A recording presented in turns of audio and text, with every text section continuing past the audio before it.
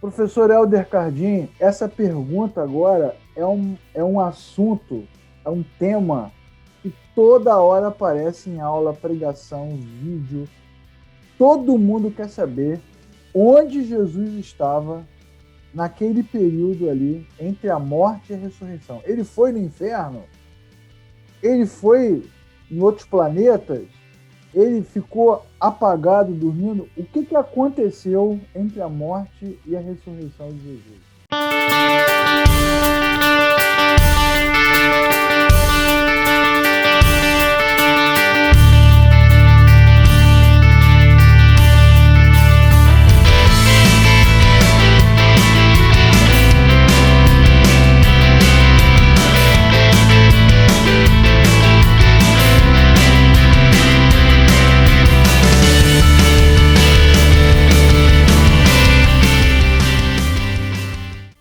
O Leclerc, eu vejo que a questão ela é circundada por várias outras ideias, né? Dificuldades que nós temos em lidar com a existência de Jesus como Deus homem e que, portanto, a morte pode ter trazido algumas coisas a ele que a gente não sabe como lidar. Por exemplo, Deus morreu, né?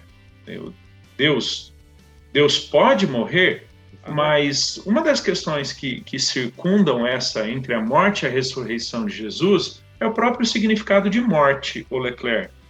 Na nossa experiência humana, morte é o fim último das coisas, né? Em geral, mesmo que as pessoas não pensem num certo aniquilacionismo, a morte acaba com tudo, acabou, né? Ela encerra tudo. É como se fosse o ponto final da existência humana.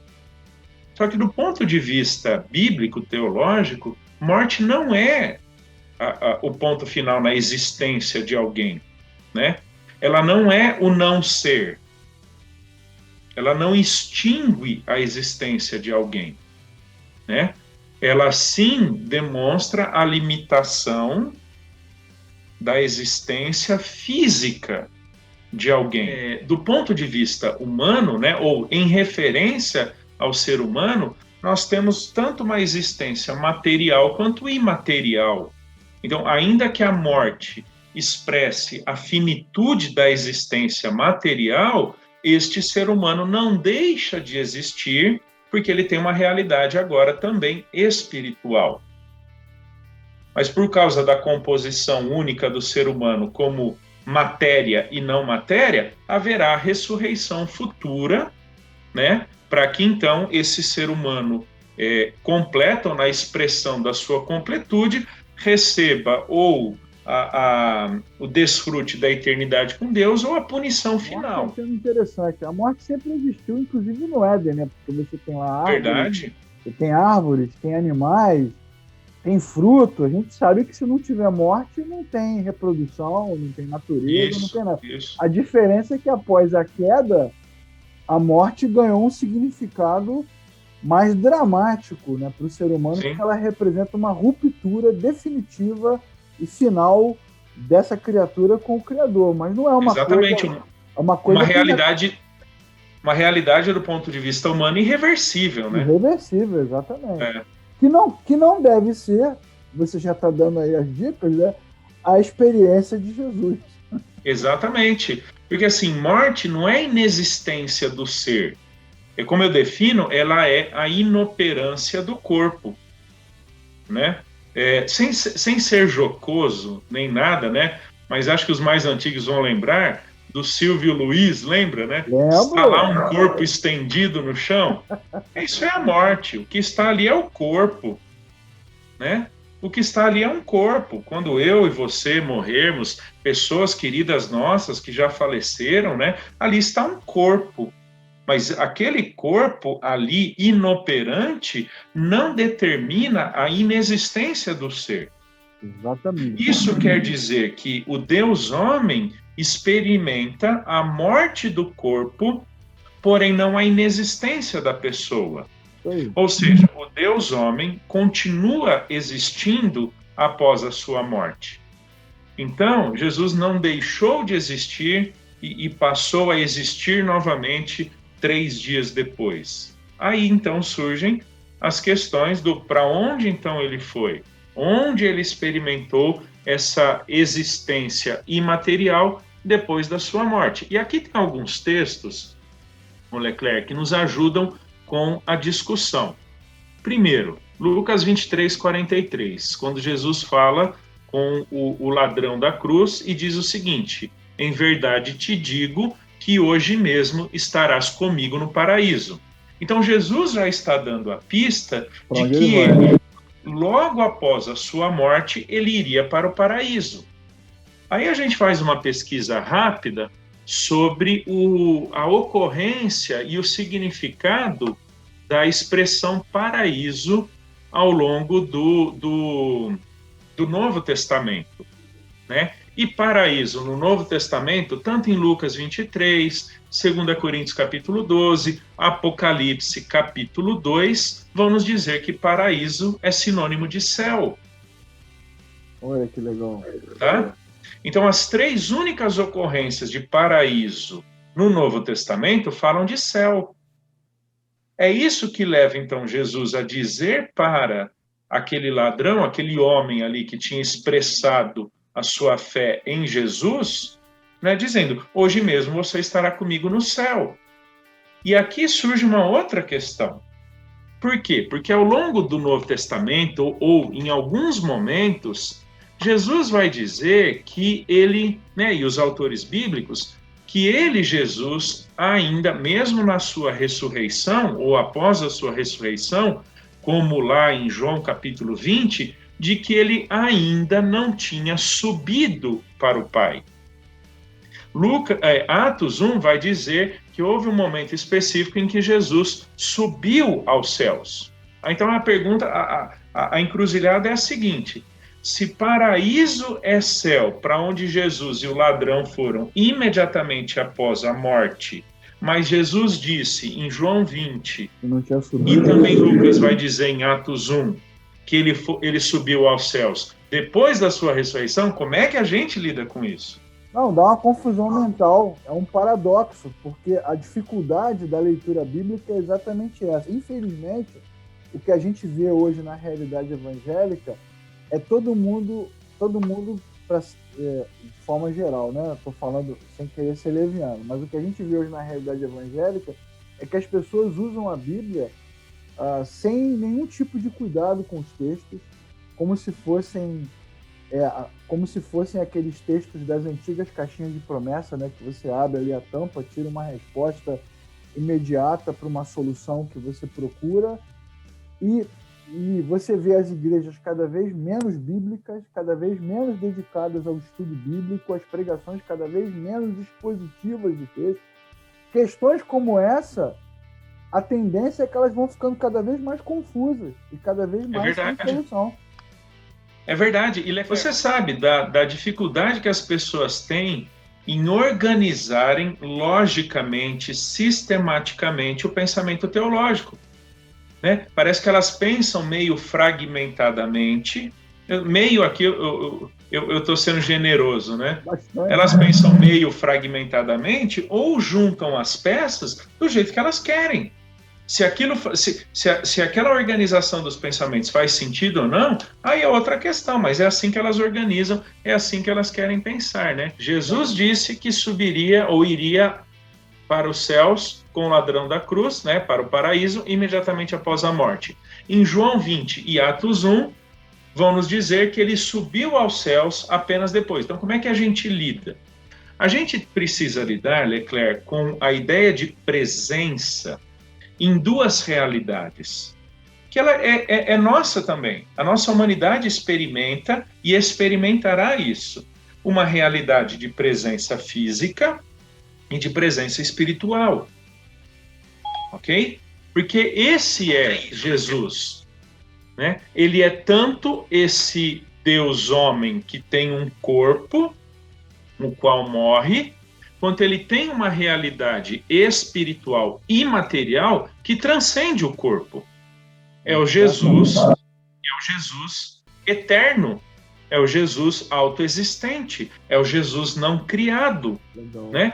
Que até durante a história da teologia, especialmente na Reforma Protestante, por causa do conceito de comunicatio idiomatum pela perspectiva luterana, surge um problema com o calvinismo, com o conceito de Calvino que veio pejorativamente ser chamado pelos luteranos de extra calvinisticum, de que esse Jesus tem existência e atuação extra carne, né? Ou seja, Jesus existe além da carne, carne no sentido do seu corpo material. Então, quando a gente lida com esses conceitos, que a existência de Jesus não está restrita à matéria, nós podemos então entender que a sua presença espiritual nos céus se deu imediatamente após a sua morte. Olha Lucas 23, 46. Então Jesus clamou em alta voz, né, o relato da sua morte, depois dele ter falado aquilo para o ladrão da cruz. Jesus clamou em alta voz, dizendo: Pai, nas tuas mãos entrego o meu espírito. E dito isto, expirou. Esse nas tuas mãos entrego o meu espírito, não parece que esse Jesus, na sua existência imaterial, divina, eterna, tenha ido para outro lugar que não o próprio céu. Legal. Então, nós estamos falando de uma presença espiritual de Jesus nos céus imediatamente após a sua morte. E o seu corpo? O seu corpo foi sepultado. Então, ele não está fisicamente presente nos céus, mas ele está espiritualmente nos céus. O que acontece, então, com o relato bíblico na sequência é que, com e por causa de sua ressurreição, é que, então, agora ele pode subir aos céus fisicamente. Bacana. Então, até a ressurreição, ou até a sua ascensão, ele não tinha subido fisicamente para o Pai. Por isso que ele vai dizer: não me detenha, porque eu ainda não subi para o Pai. O relato de Lucas em Atos: Jesus subiu aos céus. Falta-se, sobretudo, a professores e alunos, humildade diante da Escritura, né? Esse tema não é um tema simples, é um tema paradoxal, né? Eu me lembrei agora de um capítulo do livro sobre temas importantes da teologia, do Martin Lloyd Jones, quando ele fala sobre a Trindade. Ele começa o capítulo dizendo: antes de explicar a Trindade, nós precisamos nos humilhar diante de Deus e dizer que não entendemos a Trindade. Eu acho que o primeiro aspecto é esse, porque, na verdade, é como se a gente sabe que Deus é atemporal, né, está acima do tempo, ele não é regido pelas mesmas normas. A gente sabe que Jesus é 100% homem, 100% Deus. Ele ter se esvaziado, como está em Filipenses 2, é um ato de humildade e não perda de poder, como alguns afirmam, né? Ele não foi... Perfeito. Esse é um outro tema que poderíamos discutir um dia. Os aspectos teológicos e práticos da união hipostática, né? Exatamente. Então, assim, na nossa cabeça, é tudo Matrix, né, cara? 01, 01, 01. Então não funciona esse multiverso da Marvel bíblica aí, porque Deus está aqui, Deus está lá, porque de fato ele morre, o corpo está ali, mas o texto bíblico do Antigo Testamento já declara que naquele momento, né, levantai, ó porta, as vossas cabeças, né, para que entre o Rei da Glória. Então ele nunca deixou de ser o Rei da Glória. Antes que Abraão existisse, eu sou. Essa expressão também do Evangelho de João também é para mexer com a nossa cabeça, quer dizer, é uma existência permanente. Ele não era, né? Ele é. Então falta humildade, né? Por isso que a gente começa a inventar história, né, Helder? Ele foi no inferno, ele foi não sei aonde, ele estava no limbo, ele desapareceu, porque na cabeça do homem falta elementos cognitivos mesmo para compreensão dessa revelação que está para além da nossa capacidade. Eu concordo, Leclerc, concordo, até porque quando nós falamos da divindade, né, falamos de Deus, do Deus triuno, as categorias de existência da Trindade extrapolam a nossa compreensão de materialidade. Por exemplo, eu sei que você existe porque eu estou te vendo. Eu sei que você está vivo porque você está conversando. Eu não entendo do ponto de vista exclusivamente humano a tua existência depois da morte. Exatamente. Eu entendo pelo relato bíblico, eu entendo pela revelação divina, que me diz que existe vida depois da morte, que a morte não extingue a existência de alguém, ela expressa uma inoperância temporária. Por que temporária? Porque haverá ressurreição futura. A Bíblia já disse desde lá de trás. Então, nas nossas categorias de existência, de experiência, de pessoalidade e tudo mais, nós não temos condições, como você falou, de entender a existência de alguém que sempre existiu, que não foi criado e que não termina, que não está preso no tempo. Nós estamos presos no tempo e no espaço. Eu não posso estar aí enquanto estando aqui. A onipresença divina preenche tudo e todos. Né? Isso não quer dizer que Deus esteja em tudo e todos, panenteísmo, e nem que Deus seja, né? Que seria o panteísmo, mas que sua presença gloriosa, que a completude do seu ser, são inequivocamente manifestas em absolutamente todos os contextos. Agora, a gente não entende isso, né? Porque eu estou aqui e não aí. Eu estou falando A e não B. Né? Aquela regra básica da lógica, né? O ser não pode ser não ser enquanto sendo. E é por não entender que o ser humano, né, por causa da sua criatividade, começa a desenvolver todo tipo de teoria, todo tipo de história que tenta explicar o que não pode ser explicado. Daí, de novo, aquele ponto, né, professor? A relação do cristão com a Bíblia é uma relação de fé, é uma relação transcendente. Como diz o livro lá do Jonas, nosso amigo, é a inteligência humilhada, né? É a mente do homem se submetendo à revelação divina, ainda que ele não compreenda exatamente o que Deus está fazendo. Eu tranquilamente diria o seguinte, Jesus, quando morre, experimenta a inoperância do corpo físico do ponto de vista material e humano, mas ele não deixa de existir. Legal. Ele passa a estar nos céus, no paraíso, com Deus, imediatamente após a sua morte, e que posteriormente, com a sua ressurreição física, ele então sobe aos céus física e espiritualmente. Então aquela ideia, né, da turma da batalha espiritual, né, que Jesus desceu ao inferno e tomou a chave da mão do diabo. Assim, pode até ser um tema, que daí acho que é legal, a gente já tá compilando mais 3 temas aí para outro bate-papo, Leclerc. Como é que a gente interpreta Efésios 4, que fala que desceu às regiões inferiores da terra, e como é que a gente interpreta 1 Pedro 3, que fala que ele pregou a espíritos em cadeia, e uma das versões do credo apostólico que diz que ele desceu ao Hades.